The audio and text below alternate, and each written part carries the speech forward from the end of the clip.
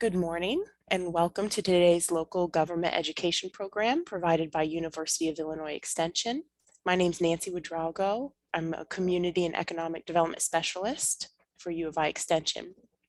We're grateful to the Prairie Rivers Network and Kim Knowles, Senior Policy Specialist at Prairie Rivers, for organizing today's topic and moderating our panel of presenters today. She'll be giving a few introductory remarks today, as well as introducing us to this panel and moderating the Q&A at the end. Before I turn it over, I want to recognize the support that we've received in promoting this event and collaboration and promotion given from the U of I Extension Natural Resources, Energy and Environment Program. And I'm happy to see one of their top educators and my partner for several projects on the call, Jay Solomon.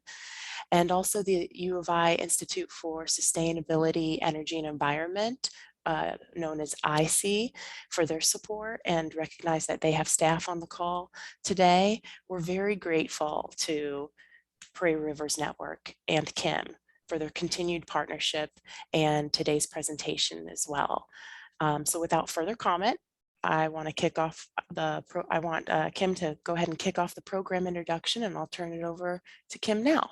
Kim? Thanks, Nancy. I'm not on mute, am I? I can hear you loud and clear. Sound great. Awesome. Welcome, everyone. Thanks for coming.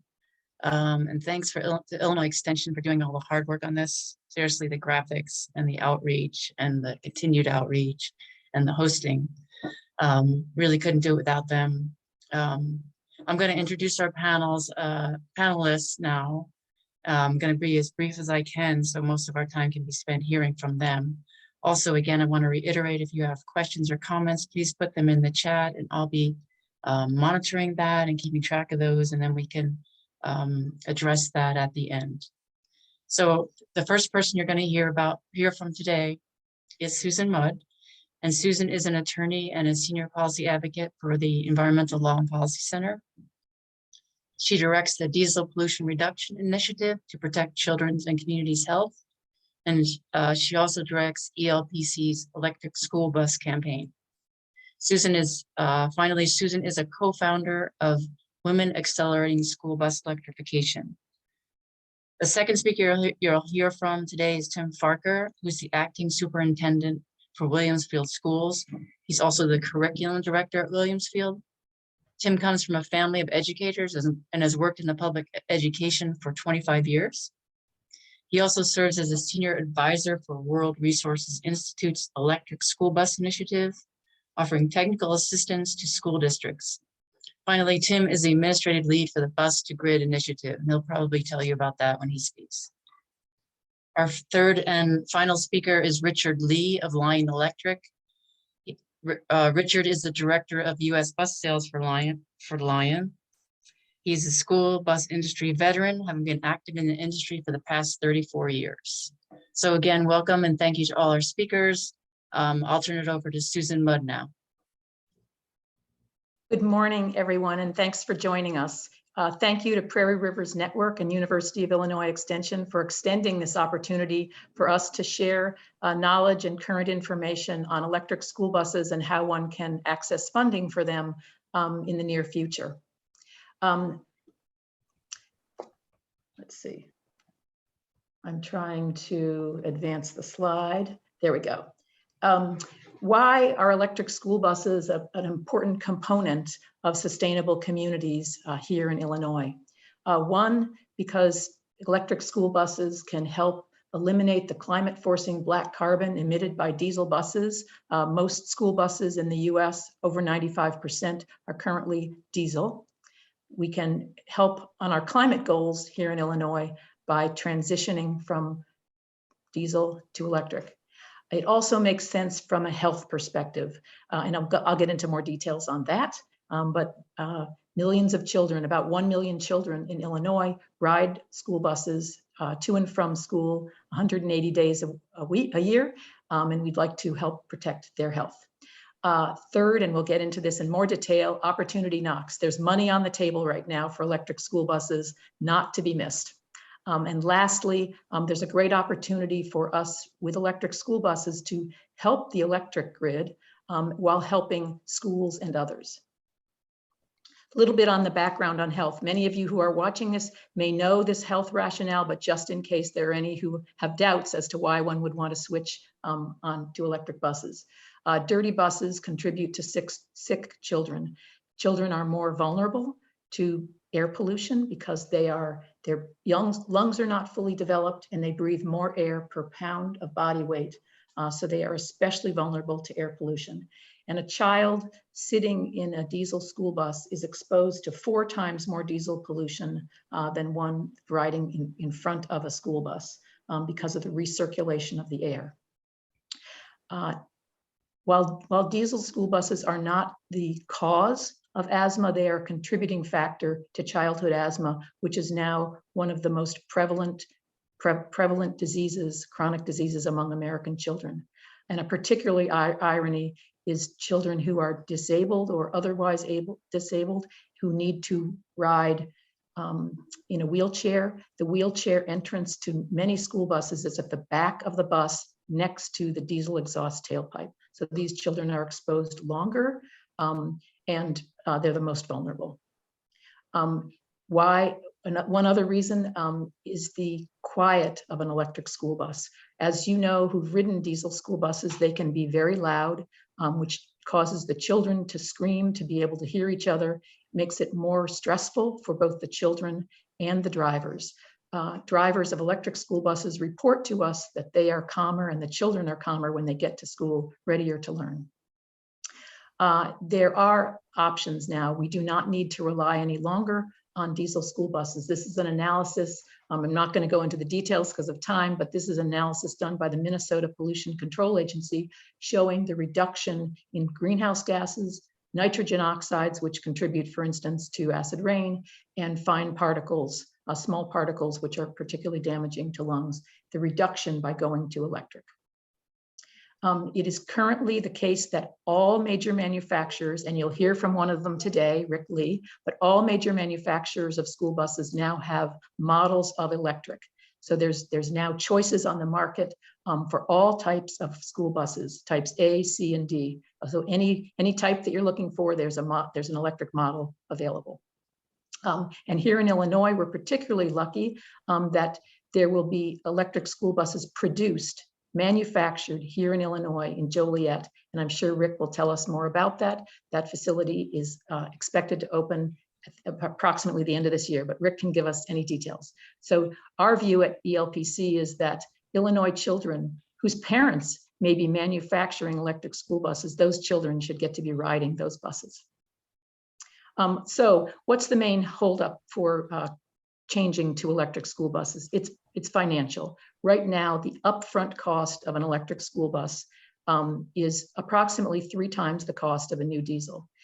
There are savings during the life cycle of a bus because there are many, many fewer parts, thousands of fewer parts for an electric school bus, so much less to maintain. Also, the cost of fuel is much stabler with electricity than diesel or other conventional fuels. So there are savings that are being experienced already by schools that have transitioned to electric in their savings in their fuel costs and savings in their maintenance costs. This is just a little detail. I'm going to go through these slides quickly in the interest of time, but there's savings already being documented elsewhere with electric school buses. So there's little facts on that in this. So how can electric school buses be paid for? How can that upfront cost barrier be crossed? Here in Illinois, as in other states, there's money available through the VW settlement that was arrived at a few years ago because of VW knowingly violating the Clean Air Act. Illinois received over $108 million in VW settlements. We and others worked to get some of that money specifically set aside for electric school buses. This gives you a picture of the current status of electric school buses in Illinois. You'll see at the top, there are a little over a half dozen electric school buses operating in Illinois as of now. And then below, you'll see that at the beginning of this year, Illinois EPA awarded more of those more of those VW funds for 17 more electric school buses in Illinois. Those are not yet on the road. They hopefully will be within a year. And then there was an announcement in March of another school district that's converting its entire fleet of 64 buses to zero emission. And we may be hearing more and expect and hope to hear more announcements soon from Rick and others about others who are joining this bandwagon. This just shows that Illinois' VW funds, there are now over $27 million set aside for electric school buses. In addition, our utilities, Ameren, in the south and central Illinois, and ComEd in the northern part of Illinois, are soon to be announcing their beneficial electrification plans, which were mandated as part of Illinois' new energy law. Those plans should and must include something to support electric school buses. We're not yet sure what those announcements will be. Those are forthcoming, and then there will be cases at the Illinois Commerce Commission for the rest of this year to work those details out. But we're hopeful that the electric utilities will rise to the occasion and help school districts, especially on the infrastructure side of getting those electric school buses operating. Why should utilities, in addition to legal requirements, why should utilities be interested in school buses? Because school buses, as those of you no doubt know from personal experience, don't operate much in terms of the times that they are actually taking children to and from school. Most school buses are sitting idle, not even turned on, over 75% of the year. And some school districts, Superintendent Forker tells me, sit up to 95% of the year. Those powerful batteries in those electric school buses can be used to help support the grid by during the times when they're not transporting children, they can effectively be sending power back to the grid, helping to offset costs that utilities and thus ratepayers would otherwise be paying. One of the focuses of today's event is the new federal funding. So in addition to the VW funding and the utility support, there's new large federal funding for electric school buses. The bipartisan infrastructure law, which you will hear more about, has $2.5 billion specifically set aside for electric school buses, another $2.5 billion for clean school buses, so-called, which can include electric, but also others. There's also money for the infrastructure that's separately run through DOT. And one of the things that we've noticed in the first round of this EPA new clean school bus program, which comes from this $5 billion pot, is that the first round of funding, which you're going to hear a lot about today and for which applications are due August 19th, this first round of funding is especially good for rural districts because the prioritization done in this first round of funding includes a large number, mostly actually rural school districts. So this is a perfect time for rural school districts to be going for the money. This is our vision at ELPC of how we want school buses to be run with in the future on wind and actually solar, which isn't shown in here. That's our view, and thanks. And I'm going to turn it now back over to you. Thanks, Susan. That was awesome. I'm going to pass it now to Tim Parker, again, Superintendent and Curriculum Director at Greenfield Schools. Hi, Tim. Hey, thank you. I appreciate it. Can you guys see my screen okay? Yep. Okay. So I'm Tim Forker. I'm Superintendent of Williamsfield Schools and Administrative Lead of the Bus to Grid Initiative. I'm going to throw a lot of things at you relatively quickly. So if you have, please write down questions, throw them in the chat, as we go. I am, extremely excited that this is being recorded so that a lot of the links in here, folks will have access to after the presentation. The main goals of the Bus to Grid Initiative are to help provide cleaner air, lower emissions, green energy storage at a price that is better than or equal to diesel. So those are the full things that we're trying to provide, within the Bus to Grid Initiative. I'd be remiss if I didn't mention at the outset that there are some tremendous resources for those of you looking to electrify school buses that the World Resources Institute has prepared. There's links to these in this presentation. But if you need technical assistance, they can help provide it. They have a sample pitch deck if you need to convince others reasons to electrify. When you're looking to plan out your infrastructure, they have a power planner white paper, which is tremendous, and a full market study and buyer's guide that can answer a lot of your questions as far as what buses are out there, range that they can support, so on and so forth. So cleaner air, as Susan mentioned, lower emissions, those were the things that really brought me to electrification. Shoot, it's been, I think, about 4 years ago. Once I started thinking about it, though, those of you that are familiar with the Peoria area, Williamsville is located between Peoria and Galesburg, Illinois. For decades, our electricity has been provided by coal power plants. So if we were to just electrify to provide cleaner air and lower emissions for our kids in our community, at the point we were researching this 4 or 5 years ago, all that meant was more coal being dumped in the Edwards power plant. And really now, even though that plant shut down, the Powerton plant across the Illinois River is still the main provider of electricity for our community.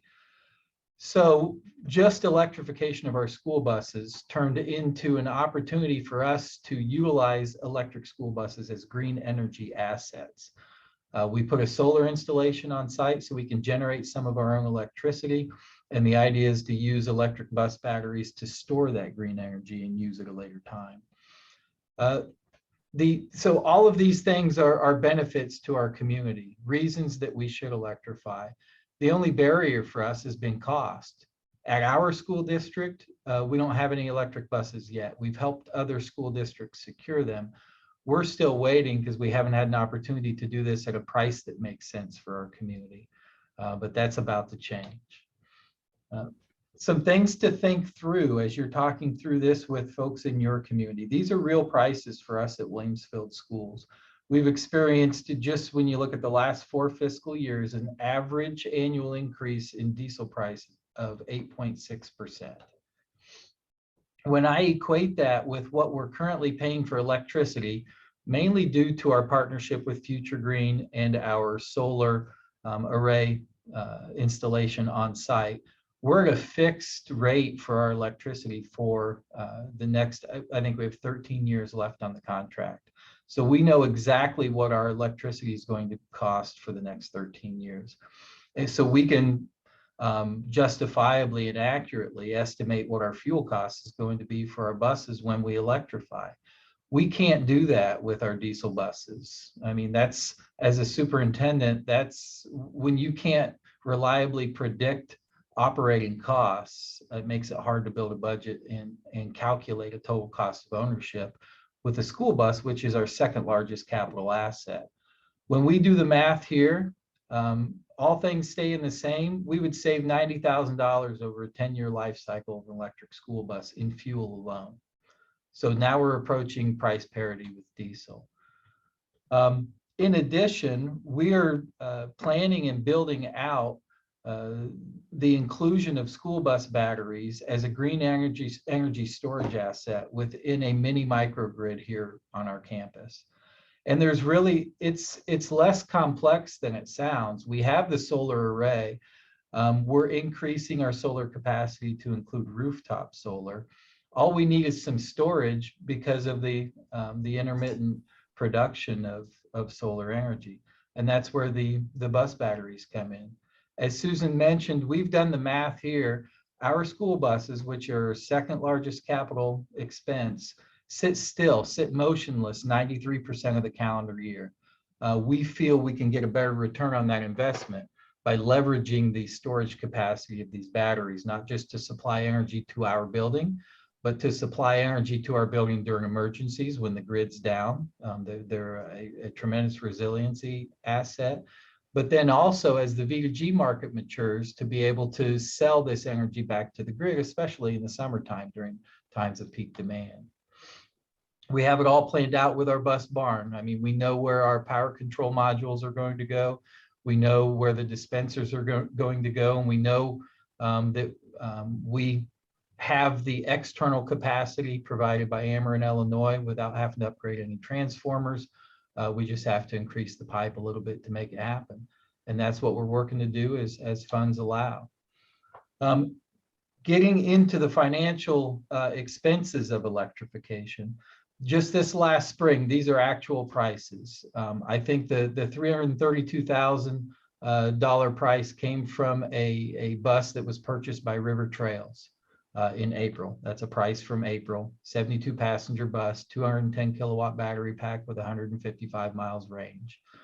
The Nuvi 60 kilowatt Vita GDC fast charger was $50,000.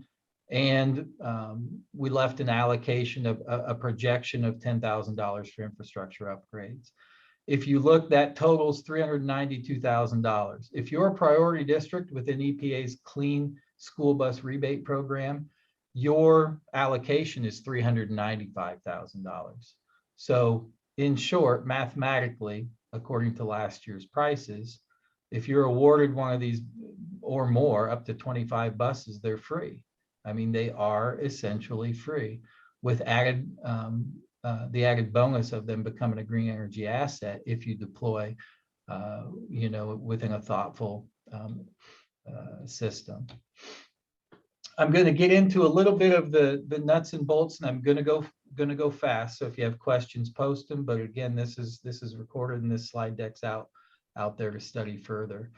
This is information that I was able to grab from the EPA themselves. Susan and I were fortunate to present with Tony Maeda yesterday, and these are slides. These are the most up-to-date information that's out there. So $5 billion, billion with a B, that's how much money's coming over the next 5 years for clean school buses. This year, that allocation, or this round, that allocation is $500 million, as Susan laid out, and at least 250 for electric. I would love for there to be all 500 million go to electric, but as much go to electric as possible for the reasons previously stated. You can really solidify your operating expenses by going electric. Not to mention you get a little bit better rebates as well. The application deadline is August 19th.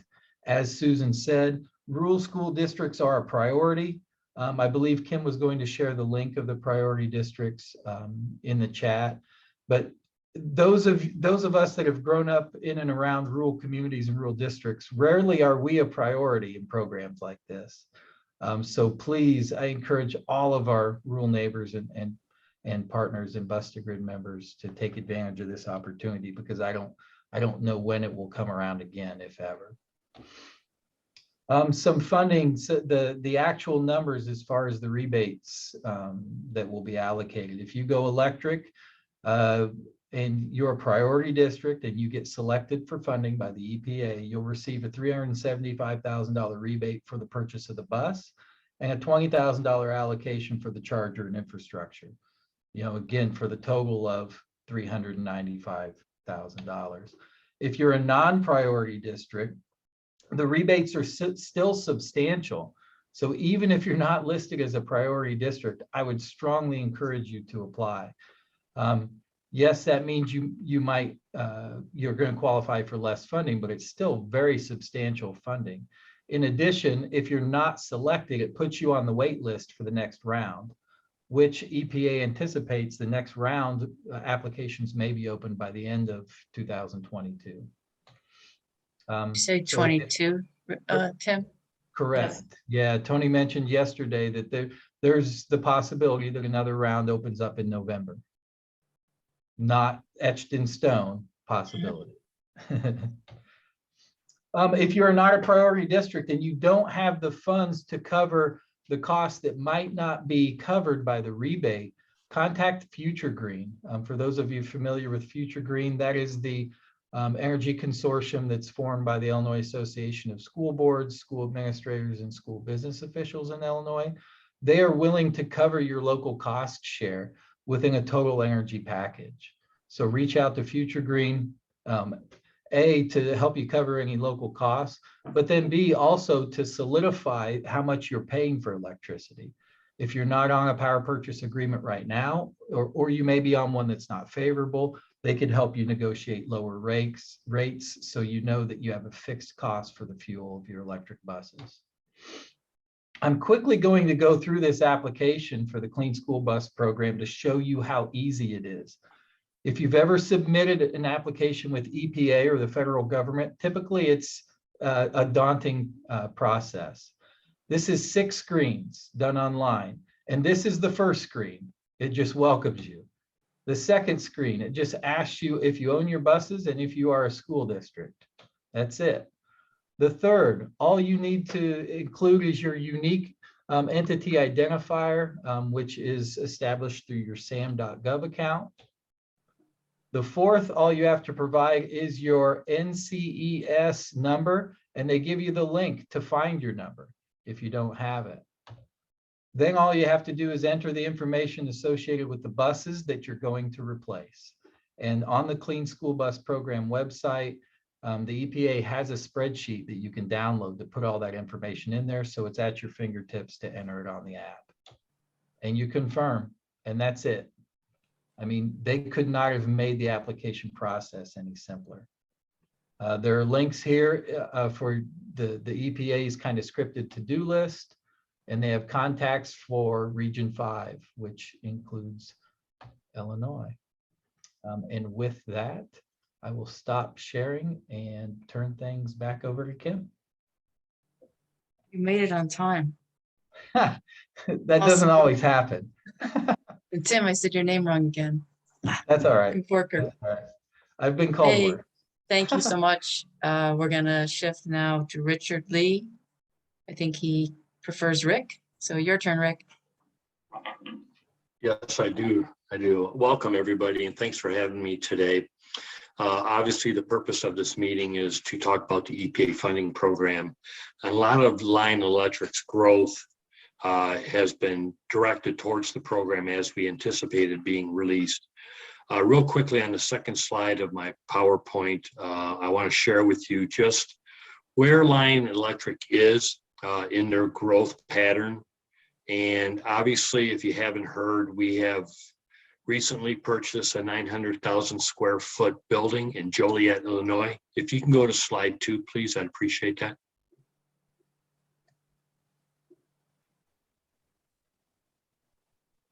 Oh, hang on, everybody, we're trying to get to, there we go. There we go. I'm not going to go through everything here, but we've been producing buses for 10 years. And September of 2022 will be the grand opening of the vehicles in Joliet. All the product coming out of Joliet will be school bus and box truck. Next slide, please.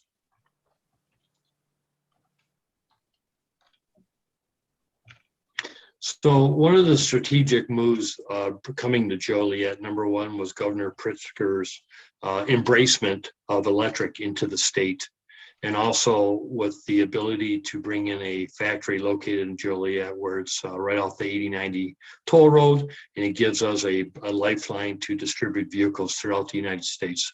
Next slide, please.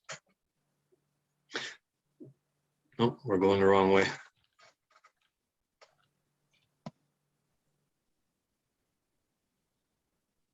So one of the growths of our company has been a battery factory in Terrebonne, Quebec. We feel that if we're going to build electric vehicles only, that we need to control our destiny with battery technology because it's fast moving and we don't want to be left behind. So we've made a commitment not only to bring you only electric vehicles, we will support our vehicles with our own battery technology that brings everything under one umbrella. So we're not a third-party battery provider.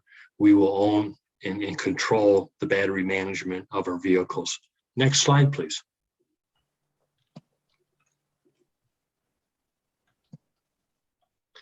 So our factory in Joliet will be able to produce 2,500 vehicles annually, along with having experience centers placed strategically throughout the United States as our fleets and distribution grows. The state of Illinois will be supported from the Joliet factory for all service and warranty issues. We will have mobile units that are dispersed throughout the Midwest. And obviously the announcement that Susan shared with everybody about the Troy School District, 64 units, is part of our project. And it's exciting to hopefully bring the first units out of Joliet into Troy School District. Next slide, please. So why are we here today? Well, we're talking about the excitement of bringing EV to your school district. And Tim touched a lot on what his anticipations are as he brings EV in. One of the unique things that Lion Electric does is we have 7 different departments within our company that supports a school district. Everything from the sales to grants writing, right down to financial, infrastructure, and aftermarket support. So we're a full service. And Tim will agree with me, bringing EV into your school district is scary at times. It's something new. And we feel having these various departments to support a school district in Illinois adds a little more benefit and confidence to the school district if they decide to do this project. Next slide, please. So the exciting news at Lion Electric with this EP program being released is we have support staff internally that will work with superintendents, business managers, transportation directors to apply not only for the vehicle, but also looking at the infrastructure needed to support your fleet. We have a program where we send you a link. You will be assigned a grants writer, and they will have a personal connection to the school district to properly administer the application online if you feel that you're not comfortable doing this. And I have realized, and I have spent a lot of time with Tim, that not only rural superintendents do what they do, but there are also other responsibilities that weigh on their shoulders. So our philosophy is if we can take some of the stress and workload off a superintendent or a business manager's shoulders while they tend to summer school or other aspects of their district, we will be more than glad to help you through our Sam Dove account to bring you support to apply for these vehicles. And Tim made a good point, and I want to stress, we feel that the more applications, even if the program is oversubscribed, sends a message to the federal government that school districts want electric. They want the kids to breathe healthy air. So we are contacting various school districts in every state that are our priority list to get them to sign in. I can't promise you that you'll get awarded because it is a lottery, but the message has to be through all of our work is that school children deserve clean air in the mornings and in the afternoons. In this program, Tim mentioned a free bus. It is a free bus. Right now, Lion Electric is selling, and depending on your option load, we will meet the $375 threshold, along with the $20,000 ability to bring in your charger, along with your infrastructure behind a meter. So it's a win-win for all parties involved not to apply for this program. Last but not least is my last slide, and Tim outlined a lot of this. If you're a priority, you're $375. If you're not, you're $285 for the school bus, which is significant.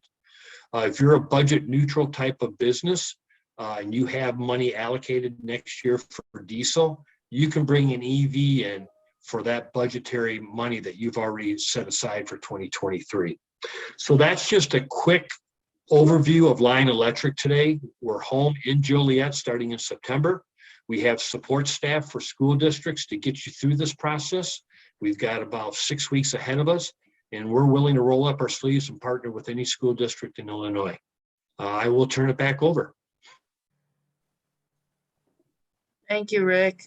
That was really good and helpful. You all were so timely.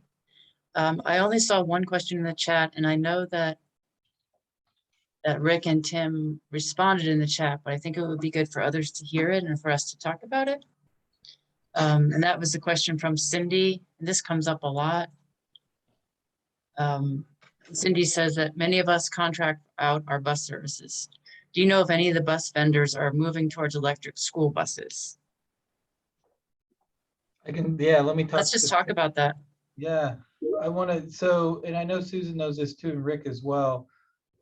First Student has been very active in participating in the various webinars. They've published a lot of information regarding their support of electric. I know Rick and Susan also, including myself, have had many conversations with Cook Illinois Corp, which has many subsidiaries up in the Chicagoland area. They're very supportive of electric. I think they have one Lion travel in the suburbs, 2 Lions travel in the suburbs right now. And then they've got another one on the way with Lindell at River Trails. In addition, the other thing that I will say is if I'm a private fleet operator and there's an opportunity for me to get a $400,000 asset for free, count me in. You know, if I can replace a 2008 diesel bus with a $400,000 asset, count me in. And just to take the conversation to the next level, my role currently with the EPA program is to work with contractors. Right now, we have 4 contractors in the state of Illinois that are applying for vehicles. And this EPA program has done something very unique for the contractors. Either the school district that they contract with can apply for them, or they can apply directly. So we're working both angles. We work with the contractors directly and the school district. And what happens is if the school district does get awarded, they just transfer those funds to the contractor to purchase the vehicles. So the EPA has been very, very open, and they understood that operators are very, very popular in the school transportation world. So the window is open. You're not restricted if you use a contractor. What I would need is I would need to know what contractor you're working with, and then I can engage the conversation. And I believe, Tim, on the application, if you're a school district and you have a contractor, you need to acknowledge on the application that the contractor has agreed to participate in this program. So it's a win-win for everybody, and you're not shut off. Another thing to mention to this program, if you lease through Central States or somebody, you're not shut off either. So look at the program guide, ask questions. The EPA, and again, this echoes what Tony was saying yesterday. They've written this program, I don't want to say looser, but with a lot less restrictions to try and make sure that as many folks can be included in the opportunities possible. The other feature of this EPA program that I apologize and I did not touch base on, I was hoping Tim would grab it because I forget things, is the fact that it's 2010 scrap, but if you have a vehicle newer than a 2010, you can either sell or donate and still be eligible to participate. So if you've got a vehicle that's 8-9 years old and it's starting to nickel and dime you with maintenance costs, that vehicle is still eligible to participate in the program. That's a great point. And in our area, in the Peoria-Galesburg area, we're working to partner with those 2 larger districts for those of us in the rural communities that don't have those older buses to donate or sell at a really low cost. Our 2014s, so Peoria Public Schools can kill off a 2006. And we're very appreciative of the kind of coordination that Tim is working on in that way, because there are a number of school districts that contract and don't own a bus to sell or scrap.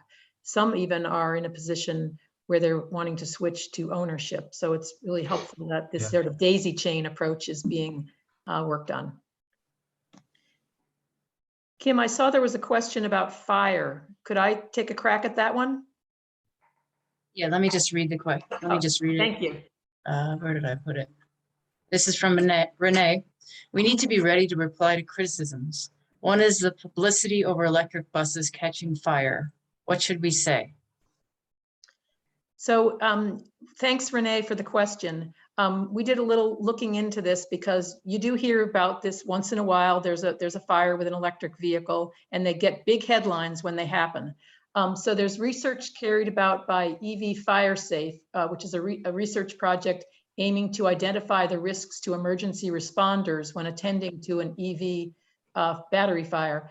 That research found that at least 18 verifiable electric bus, this is not limited to school buses, electric bus high voltage battery fires globally since 2010. So in the last 12 years, 18 such fires in a stock of over 110,000 vehicles. The figures derived by the research group shows that approximately 27% of those fires occurred while charging. So while these fires are concerning, statistically speaking, electric vehicles have a far lower risk of fire than conventional fuel vehicles. A recent study by Auto Insurance EZ reported only 25 fires in electric vehicles per 100,000 sales, compared to 1,530 for gas vehicles and more for hybrids. Every EV fire that has occurred has been thoroughly investigated, and battery makers will and need to continue doing all they can to make the products as safe as possible. But the statistics, while those fires are alarming when they happen, the statistics still show that EV fires are much less likely than conventional fuels. And Rick or Tim may have more on that.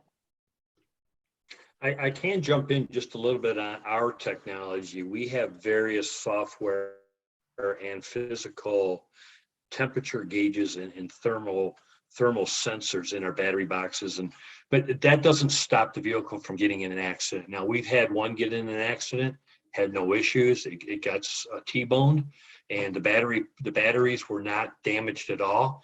So, to answer your question, it's going to happen.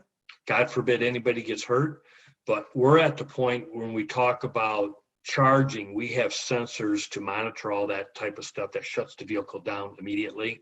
And I'm sure all the other OEMs, I'm not speaking for them, but they probably still have the same type of configurations that I'm describing also.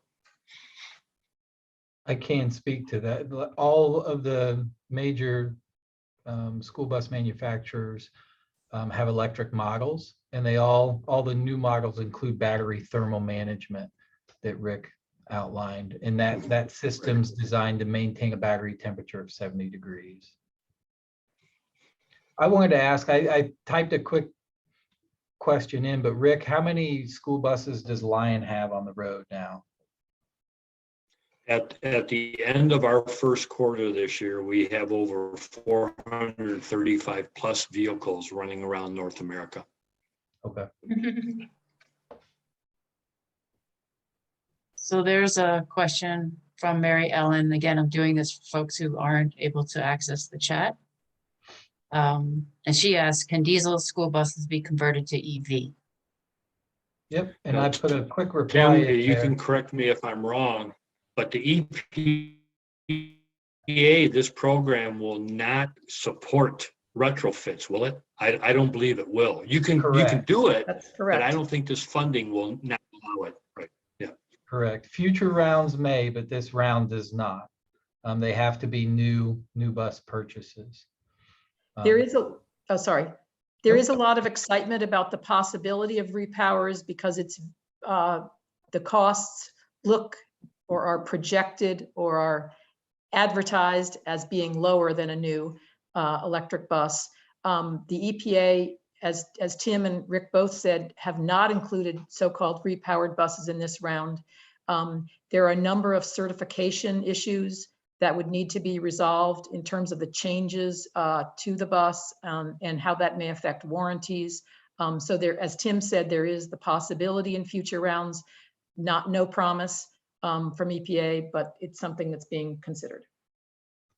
Another thing that I want to mention while we've got all Illinois folks on, it's coming. The repower option is coming. So the way that I ballpark it is a new electric school bus with infrastructure is about $400,000 right now.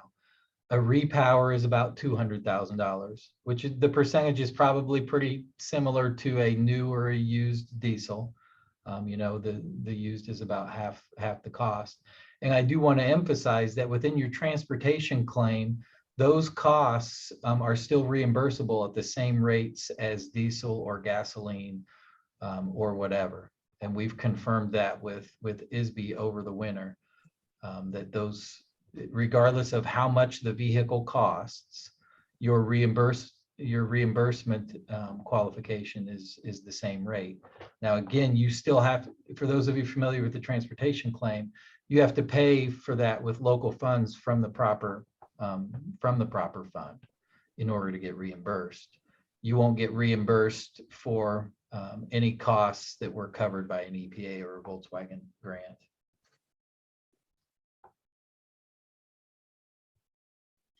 And just a little bit of advice to school districts on the call today, if you are thinking about this, it's important. And Lion Electric will support you, but we need to have a conversation with your local electric co-op. Be nothing worse than bringing in 10 vehicles and not finding out that your electric support will not, carry that load. So our Lion Energy group will engage with the school district and the electric co-op to find out what needs to be done behind the meter. People always think about the yellow bus and the 6 wheels, and no one thinks about what goes on behind the scenes. We will work with you and the electric co-op, and believe me, electric co-ops will work with you in possibly helping you financially convert your property, because they know in the future of 14 years, they're going to be selling you electricity. So it's a win-win for everybody. So that's where we come in and offer a helping hand also. I wanted to chime in support of what Rick just said about co-ops. There's an organization now called the Beneficial Electrification League, which is made up of co-ops across the country who are supportive of, and in addition to what Rick is saying, wanting to help co-ops that want and then to work with their school districts towards electrification of school buses. So yes, totally agree with Rick. And one can also turn to the Beneficial Electrification League for help with your co-op if your co-op isn't already ready to jump in. So I know we've addressed the co-op issue, but can someone just emphasize the importance of contacting your utility as soon as possible if you're considering this? I don't think we touched on that, did we? I'll overemphasize, Rick, what Rick was just saying. If you're in ComEd territory, I know I was just on a call with them this morning. They're coming out with guidance as to what school districts should do in the step-by-step process to follow. But they have a capacity planning team that they want to know what your plans are in order to map things out so that you can implement your plan with success, and they can allocate their resources to support it. In some cases, it might mean they have to replace a transformer, which might cost you a little bit of money on your project. In many cases, they might not have to do anything. They just have to be able to map it out to ensure that they have the capacity to meet your needs. It's really similar in Ameren, Illinois territory. And I'll echo what Rick said with the electric co-ops. I mean, I think they're starting to see this as a tremendous opportunity. So engage with your utility. Early and often. Yeah, and just to take Tim's comments about ComEd, they're working with us in Troy, and it's been a pleasure. That project of 64 units is going to be based over 5 years, but they're coming in and prepping that facility for the next 5 years. So they're doing it all in one big project because they know the future of EV is coming and they need to be prepared for it also. I wanted to add that don't be scared to call the utility if you're not sure of your plans. Call them up and tell them you're interested.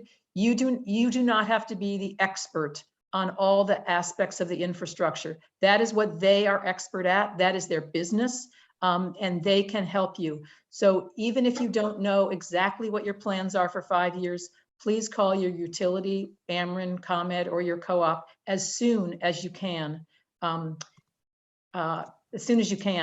So that you are on the list of school districts that they are knowing that they need to help. Don't be shy.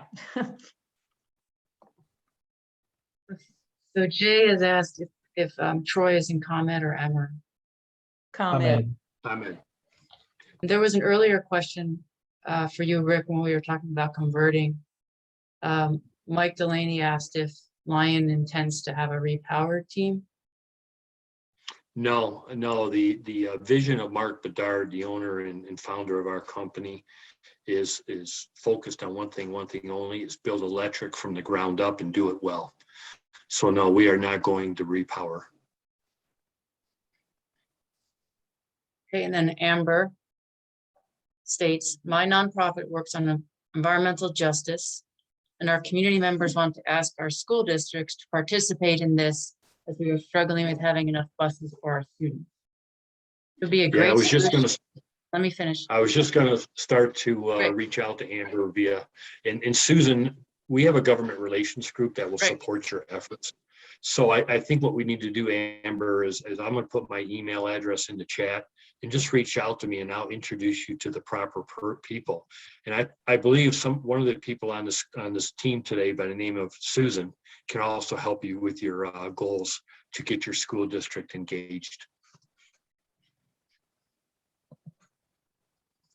So Tim Forker says to Amber, I would start with your school administration and board members.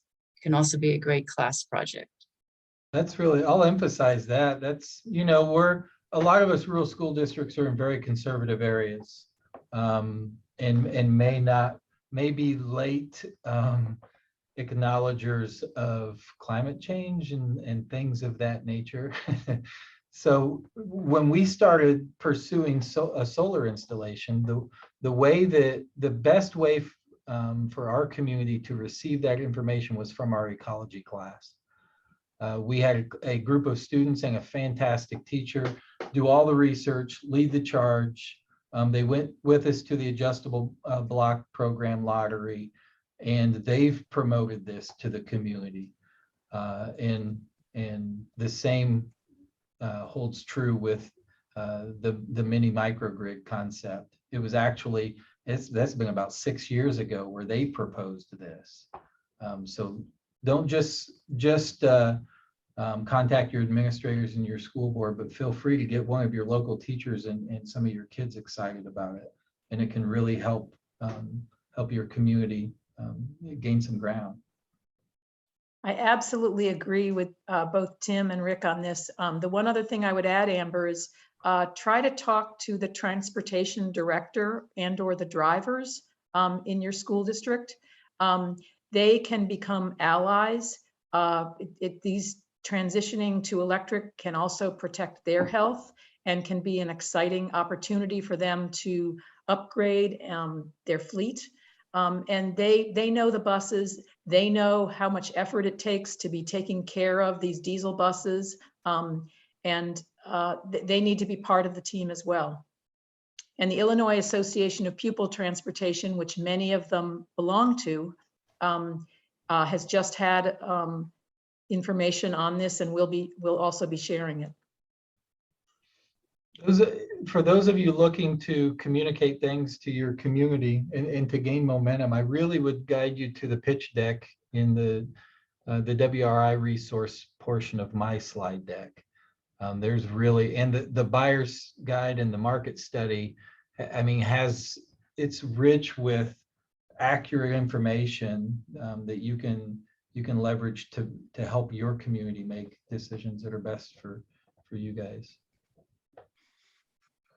Yeah, Can I put one more quick plug in? Pardon the pun. So as school districts plan this out, another thing that as a bus to grid initiative that I'm a big proponent of is include public charging within your overall plan. For us in particular, we plan to put a dispenser right outside our bus barn so that when our neighboring school districts come to basketball games or baseball games, they can charge at our facility. And our goal is to build out local, especially, those of us that are in small rural districts, we know the school is the hub of our community. So if we can build out the infrastructure with these federal funds that are available right now, we can keep from becoming a charging desert. And we need to plan these next 12, 24 months are huge for rural communities. And school districts can take the lead to ensure that we don't become deserts and our kids in our community have access to the best technology there is.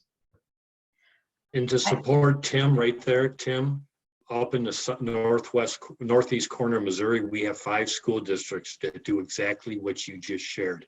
They all have a line electric bus, so when they play each other in basketball or football or baseball, softball, they charge on each other's chargers to get the kids home that evening. It's a win-win for everybody. Yeah. I'm going to agree with both Rick and Tim on this one also. This is a strategy that's also been used in Michigan, where there are 7 school districts that jointly worked to get electric school buses with their VW funding.